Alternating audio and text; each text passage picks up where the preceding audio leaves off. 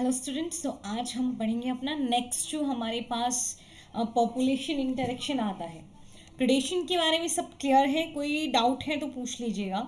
आप आजकल डाउट पूछ नहीं रहे हैं और मैंने लाइव सेशन लिया नहीं। आपका डाउट हो तो आप बता सकते हैं मुझे, क्योंकि लाइव सेशन में तुम बहुत ज़्यादा डाउट्स नहीं बताते हो। ठीक है, आप मुझे ग्रुप पे मैसेज कर दिया करो कि मैम ये हमारा डाउट है, मैं वहीं पे तुम्हारा डाउट शॉर्ट कर दिया करूँगी। फाइन। और क्वेश्चंस लगाते रहिए साथ ही साथ। कंपटीशन आज हम पढ़ने जा रहे हैं। When Darwin spoke of the struggle for existence and survival of the fittest in nature, he was convinced that interspecific competition is a potent force in organic evolution. Darwin ने, अभी आप इवोल्यूशन चैप्टर पढ़ेंगे तो आपको पता चलेगा कि Darwin जो थे वो क्या कहते थे और डार्विन का थ्योरी क्या था। लेकिन डार्विन ने एक थ्योरी दिया था नेचुरल सिलेक्शन का। उसमें उन्होंने कहा था कि अगर फूड और रिसोर्सेज लिमिटेड होते हैं तो फिर एक अपनी ज़िंदगी को आगे बढ़ाने के लिए एक स्ट्रगल चलता है, कंपटीशन होता है, स्ट्रगल होता है एग्जिस्टेंस के लिए। फिर जो सबसे फिट होता है वो सरवाइव करता है नेचर में। फिर तो डार्विन ने ये बात कही थी अपने जो नेचुरल सिलेक्शन का थ्योरी था उसमें कि स्ट्रगल फॉर एग्जिस्टेंस होती है और सर्वाइवल ऑफ द फिटेस्ट होता है। जो ज़्यादा फिट होगा, फिटनेस यहाँ पे मतलब है रिप्रोडक्टिव फिटनेस से, जो रिप्रोडक्टिवली ज़्यादा फिट होगा वो सर्वाइव करेगा। और उनको ये बात मानने के लिए वो थोड़ा कन्विंस हो गए थे कि इंटर स्पेसिफिक कॉम्पिटिशन जो है वो ऑर्गेनिक इवोल्यूशन का एक बहुत ही इम्पॉर्टेंट फोर्स है, बहुत ही पोटेंशियल है इसमें, ये बहुत पोटेंट फोर्स है। कहीं ना कहीं उनका मानना ये हो गया था कि इंटर स्पेसिफिक कंपटीशन जो है वो ऑर्गेनिक इवोल्यूशन के लिए रिस्पॉन्सिबल होता है। क्या आप समझ गए?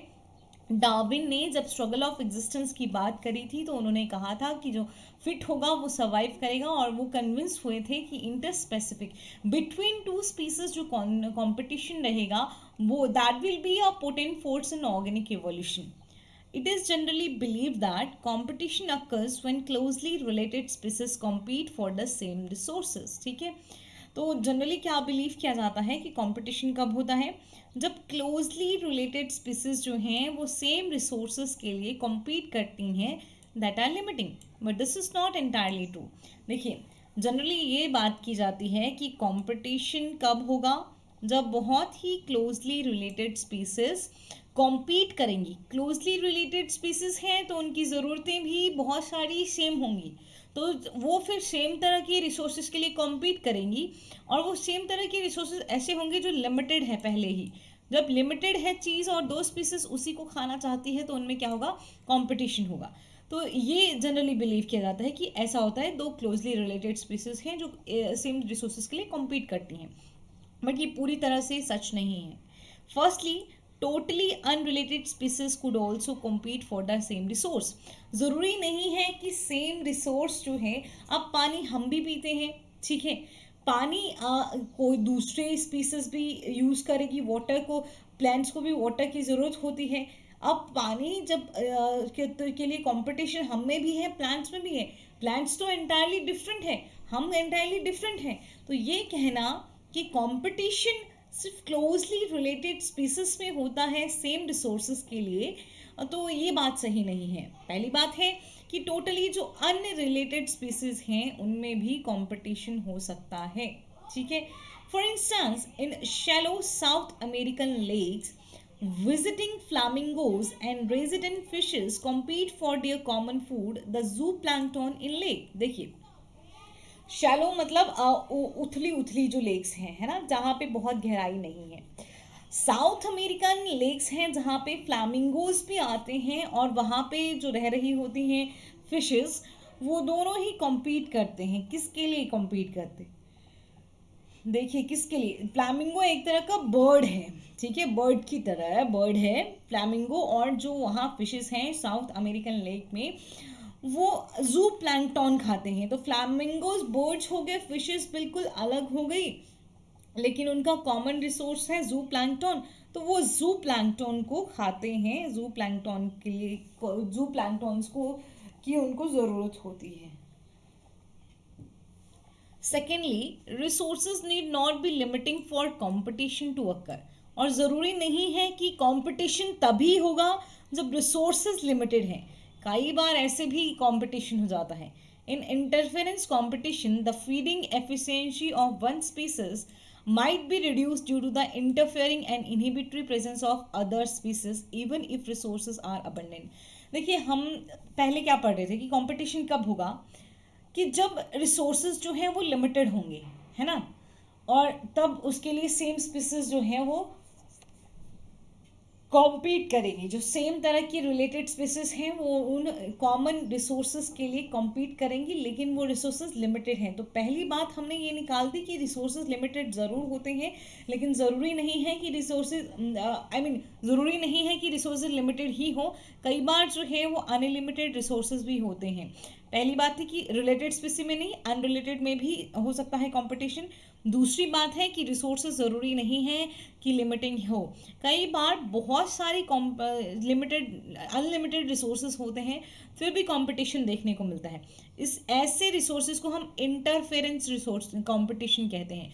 इंटरफेरेंस कंपटीशन क्या हुआ कि एक स्पीसीज है, दूसरी स्पीसीज है, बहुत सारा है यहाँ पे, खाना वाना बहुत सारा है यहाँ पे, लेकिन ये ए स्पीसीज जो है, इस ए स्पीसीज का खाने की कैपेसिटी बी स्पीसीज से ज़्यादा है. ठीक है, जब तक बी स्पीसीज खाने का सोचेगा, शुरू करेगा धीरे धीरे, तब तक ये ए स्पीसीज पूरा खाना ख़त्म कर देगा.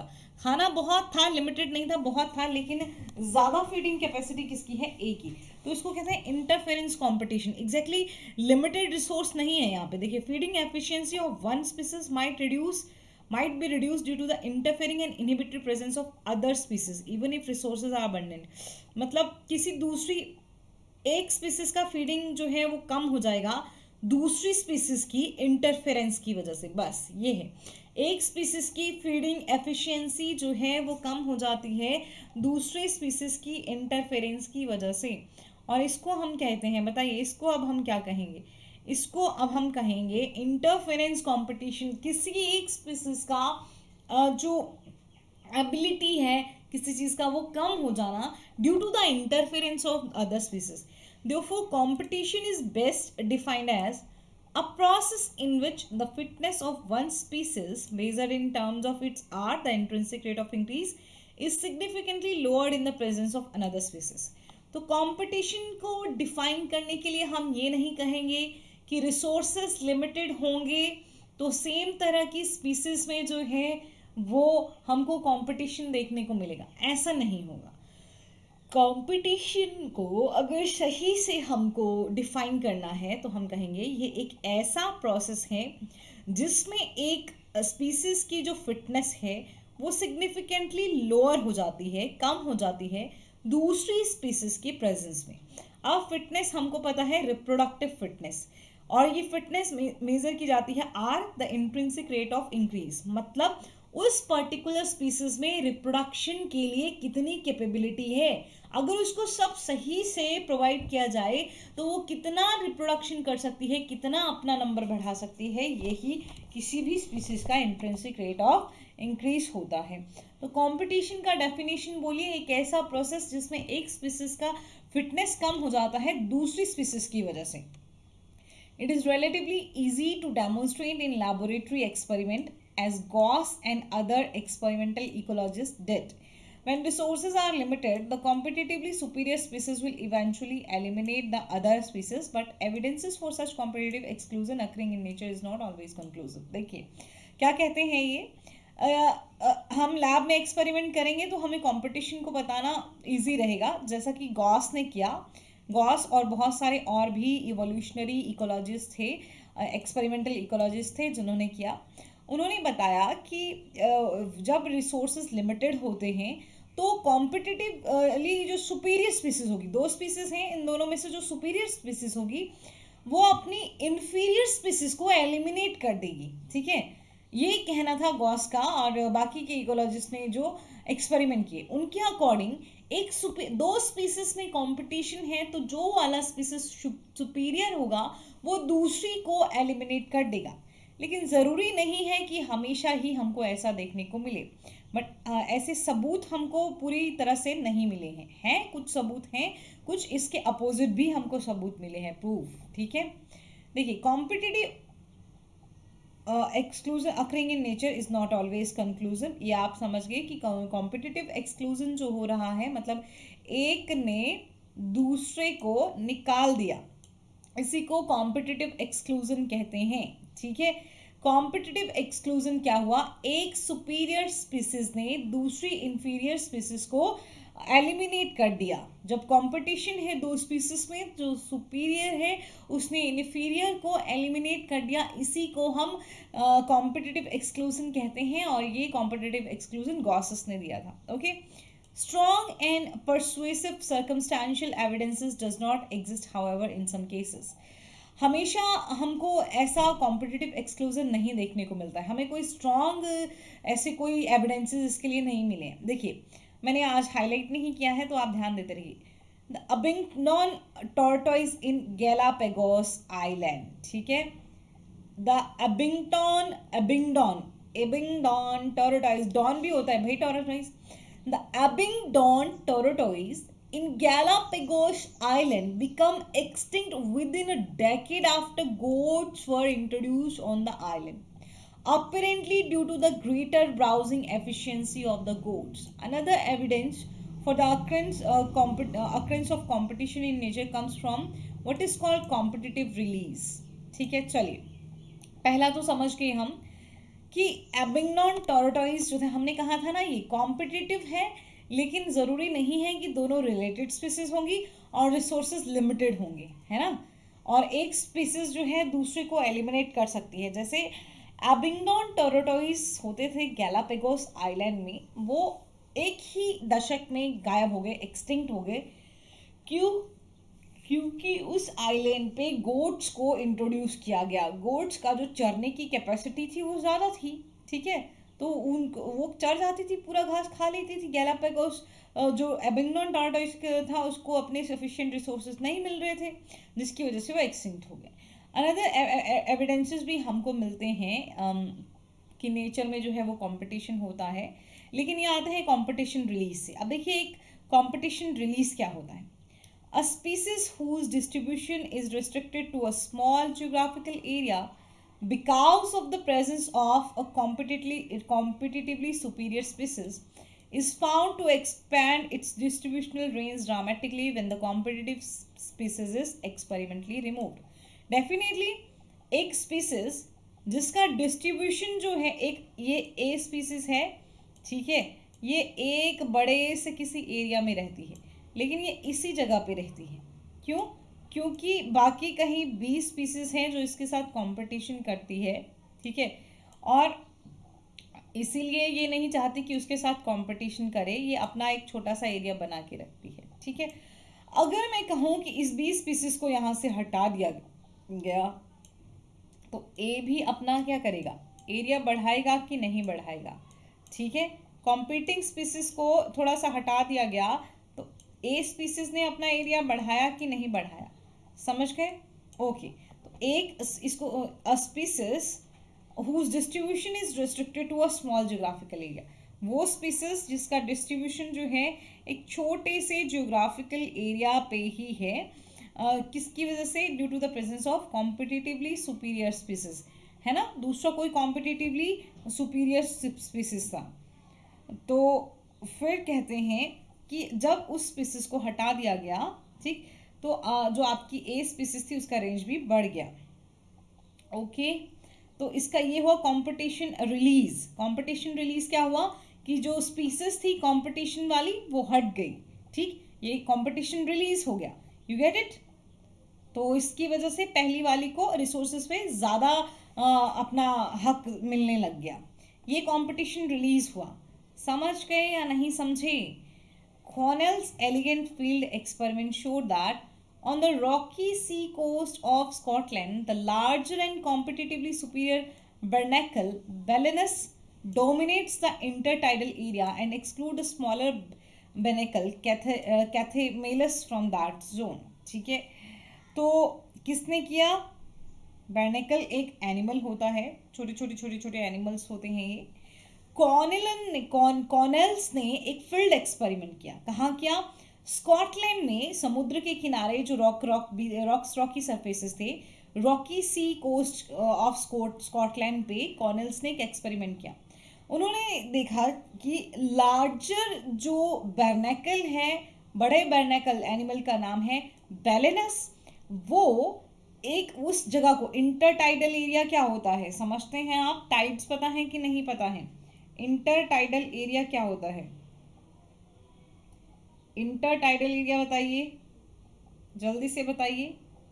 मैंने कल भी बताया था कि इंटरटाइडल एरिया क्या होता है। कुछ भी आइडिया हो इंटरटाइडल जोन का सोचने की, तो पहले सोचने की तो कोशिश करनी है कि इंटरटाइडल जोन क्या होता है। तुमने मूवीज देखी होंगी ना, जहाँ पे रॉक रॉक रॉक बीच में ऐसे सी वगैरह है, बीच में रॉक्स भी होती हैं कहीं कहीं पे, साइड साइड में, किनारे किनारे पे, है ना, और वहाँ पे जोर से पानी छपाक करके पड़ता है, that is intertidal zone. Clear ना? ठीक है। तो कॉर्नेल्स ने ऐसा ही एक्सपेरिमेंट किया इंटरटाइडल एरिया पे, जो था स्कॉटलैंड का रॉकी सी कोस्ट। वहाँ उन्होंने देखा कि जो लार्ज सुपीरियर बैरनेकल है बेलेनस, वो ज़्यादा था, डोमिनेट करता था, और वो छोटे छोटे बैरनेकल को उस जोन से हटा देता था। In general herbivores and plant appear to be more adversely affected by competition than carnivores. याद रखिएगा कि जब भी कंपटीशन होता है तो कार्निवोर्स पे इतना इफेक्ट नहीं होता, हर्बीवोर्स और प्लांट पे कंपटीशन का ज़्यादा इफेक्ट होता है। तो कंपटीशन में जो है वो सुपीरियर स्पीसीज जनरली क्या करती है? सरवाइव कर जाती है, और जो इन्फीरियर है उसको एलिमिनेट करती है। इसके ये कुछ एग्जाम्पल्स हमने पढ़े। एक हमने पढ़ा अबिंगडोन टोर्टोइस का, जो गैलापेगोस आइलैंड में था, वो गायब हो गया क्योंकि जो गोट थी उसको इंट्रोड्यूस किया गया। दूसरा आता है कंपटीशन रिलीज, ये भी एक एविडेंस बनता है कि एक स्पीसीज जो है वो दूसरे को बाहर निकाल सकती है। कंपटीशन रिलीज कैसे एक एविडेंस बन गया? क्योंकि कंपटीशन रिलीज में हमने देखा कि जो एक कॉम्पिटिटिव दो स्पीसीज हैं, तो जब एक जो सुपीरियर स्पीसीज है उसको हटा दिया जाता है, तो जो दूसरा स्पीसीज था जो छोटे से एरिया में रह रहा था, फिर वो बड़ा, उसका उसमें हमको ज़्यादा इंक्रीज देखने को मिलता है। इसका हम समझ गए कि एक स्पीसीज अगर 20 स्पीसीज है, 20 स्पीसीज जो है इससे डरता है ए स्पीसीज, इसीलिए अलग सा रहता है। ठीक है, वो डरता है कि अगर ये मैं इसके साथ रहने लगा, तो इसी के एरिया में रहने लगा, तो मैं ख़त्म हो जाऊंगा, क्योंकि ये मुझे रिसोर्सेज नहीं देगा, इसलिए मैं अपनी ही एक टेरिटरी बनाता हूँ, इसी में रहता हूँ। लेकिन जैसे ही बी को हटाया गया, ए फटाफट पूरी टेरिटरी को कब्जाने के लिए आ गया, तो क्योंकि इसका कंपटीशन रिलीज कर दिया गया। ठीक है, तो इसका ये कुछ एविडेंसेस थे जहाँ बताया गया कि हमारे पास जो कंपटीशन होता है, कंपटीशन में जो सुपीरियर स्पीसीज है वो इन्फीरियर को एलिमिनेट कर सकती है, जैसे बैरनेकल बेलेनस किसको, बैरनेकल कैथेमेलस को कर सकता है, गायब कर सकता है। ठीक, और कंपटीशन में ज़्यादा अफेक्ट हर्बीवोर और प्लांट को होता है एज कम्पेयर टू कार्निवोर्स। लेकिन देखिए अब कुछ और एग्जाम्पल्स भी, ये देखिए, Gauss's competitive exclusion principle state that two closely related species competing for the same resources coexist indefinitely and competitively inferior one will annihilate eventually. तो गॉस का जो कॉम्पिटिटिव एक्सक्लूजन का प्रिंसिपल है वो क्या कहता है कि दो बहुत ही क्लोजली रिलेटेड स्पीसीज होंगी जो सेम रिसोर्सेज के लिए कॉम्पीट करेंगी, आराम से रहेंगी कुछ टाइम तक, बहुत लंबे टाइम तक, लेकिन जो कॉम्पिटिटिवली इंफीरियर स्पीसीज है उसको एलिमिनेट कर दिया जाता है बाद में। यही हम पढ़ रहे थे तब से। ठीक है, ये ट्रू हो सकता है, this may be true if resources are limiting but not otherwise. तो गॉसस कॉम्पिटिटिव एक्सक्लूजन प्रिंसिपल जो है वो सिर्फ तब सही साबित होता है जब हमें लिमिटेड रिसोर्सेज देखने को मिलते हैं। हमने क्या बोला था, ज़रूरी नहीं है कि हमेशा सुपीरियर स्पीसीज जो है इंफीरियर स्पीसीज को एलिमिनेट कर दे, क्योंकि हमेशा इसके एविडेंसेस हमको नहीं मिलते। कुछ एविडेंसेस थे जिनके बारे में हमने पहले बात कर लिया, लेकिन अब जो है वो और बात करते हैं। ये गॉसेस का कॉम्पिटिटिव एक्सक्लूजन प्रिंसिपल सिर्फ कब काम करेगा, जब रिसोर्सेज जो हैं वो लिमिटेड होंगे। More recent studies do not support such gross generalization about competition. While they do not rule out the occurrence of interspecific competition in nature, They point out that species facing competition might evolve mechanism that promote coexistence rather than exclusion. तो अभी जो studies हो रही हैं वो studies ये बताती हैं कि ये चीज़ जनरलाइज कर लेना कंपटीशन के बारे में कि एक स्पीसीज जो है वो दूसरे को पूरा ख़त्म कर देगी, ये जनरलाइजेशन एक गलत है, क्योंकि ऐसा होता तो हर रोज़ हमारे एनवायरनमेंट में बहुत सारे कंपटीशन चल रहे हैं तो मैक्सिमम इंफीरियर स्पीसीज गायब हो चुकी होती। लेकिन उनका मानना है इंटर स्पेसिफिक कंपटीशन होता है, दो स्पीसीज के बीच में कंपटीशन होता है, लेकिन ऐसा नहीं है कि एक सुपीरियर स्पीसीज हमेशा ही अपनी इंफीरियर स्पीसीज को हटा देगी, वहां से ख़त्म कर देगी। ठीक है, उन्होंने कहा कि जो स्पीसीज कंपटीशन को फेस कर रही हैं उनमें कुछ ऐसा मैकेनिज्म इवॉल्व होगा कि वो क्या कर सकें, वो एक स्पीसीज को गायब होने से अच्छा है कि वो को एग्जिस्टिंग दोनों साथ साथ में रह सकें, ऐसा कोई मैकेनिज्म प्रमोट कर सकें। ठीक है, जैसे तुम एक हो, दो लोग हो, दो लोगों को कहा गया, पहले कहा गया कि अरे जो सुपीरियर है वही रहेगा, इंफीरियर नहीं रहेगा। ठीक, फिर कुछ इकोलॉजिस्ट आए, उन्होंने कहा कि अगर ऐसा होता तो सारी की सारी सुपीरियर स्पीसीज ही होती और कोई भी इंफीरियर स्पीसीज नहीं होती। हाँ, हम मानते हैं कि जब लिमिटेड रिसोर्सेज होंगे तो लिमिटेड रिसोर्सेज के टाइम पे क्या होगा, लिमिटेड रिसोर्सेज के टाइम पे हमको देखने को मिलेगा, लिमिटेड रिसोर्सेज के टाइम पे हमको देखने को मिलेगा कि सुपीरियर रहेगा, इंफीरियर चला जाएगा। लेकिन अगर रिसोर्सेज अनलिमिटेड हैं तो ऐसा नहीं होगा। जो कॉम्पिटिटिवली कंपटीशन भी फेस कर रही हैं स्पीसीज, अगर रिसोर्सेज लिमिटेड भी हैं फिर भी वो कुछ ना कुछ ऐसा तरीका निकाल लेंगी कि वो एक साथ रह सकें। ठीक, ऐसा ही मैकेनिज्म है रिसोर्स पार्टीशनिंग। रिसोर्स को पार्टीशन मतलब रिसोर्सेज को बांट लेना। अब कैसे बांटना है रिसोर्सेज को? If two species compete for the same resource, they could avoid competition by choosing, for instance, different times for feeding or different foraging pattern. समझ गया? अगर दो स्पीसीज का रिसोर्स सेम है, सपोज करो कि कुछ स्पीसीज एक ही मैदान में घास खाने आती हैं, एक ही पेड़ पे जो है वो अपना खाना ढूंढती हैं, तो क्या करेंगी वो कंपटीशन को अवॉइड कर सकती हैं। कैसे? एक स्पीसीज सुबह घास खाने आए, थोड़ा खा ले, और एक स्पीसीज शाम को घास खा ले। ठीक है, ये हो गया इनका डिफरेंट टाइम्स ऑफ फीडिंग, या फिर इनके खाने का तरीका बदल दो। कुछ बर्ड्स जो हैं वो क्या करेंगे, बिल्कुल आपके फ्रूट्स खाएंगे, कुछ जो है वो पत्ते खा रहे होंगे एनिमल्स, कुछ जो है वो बिल्कुल टॉप से खाएंगे, कुछ जो है वो नीचे से खाएंगे। तो इस तरह से फोरेजिंग पैटर्न को डिफर करके और कंपटीशन और फीडिंग टाइम को डिफर करके कंपटीशन को अवॉइड किया जा सकता है। मैक आर्थर जो थे उन्होंने शो किया था 5 closely related species of warblers, plant bird है, okay, warblers living on the same tree were able to avoid competition and coexist due to behavioural differences in their foraging activities. MacArthur थे जिन्होंने show किया था कि 5 अलग अलग species ली थी उन्होंने, बार्बलर्स की 5 अलग अलग स्पीसीज ली थी। तो कुछ स्पीसीज जो थी वो फ्रूट खा रही थी, कुछ पत्ते खा रही थी, कुछ बिल्कुल नीचे वाले पत्ते खा रही थी, कुछ ऊपर वाले पत्ते खा रही थी, कुछ मतलब बिल्कुल नए पत्ते आ रहे थे उनको खा रही थी, कुछ पुराने पत्ते आ रहे थे उनको खा रही थी, कुछ कच्चे फ्रूट खा रही थी। तो मतलब 5 स्पीसीज थी लेकिन वो एक साथ रह पा रही थी, एक ही पेड़ पे क्लोजली रिलेटेड थी, एक ही पेड़ था लेकिन फिर भी वो रह पा रही थी। क्यों? क्योंकि उनकी फोरेजिंग एक्टिविटीज जो थी वो अलग अलग थी।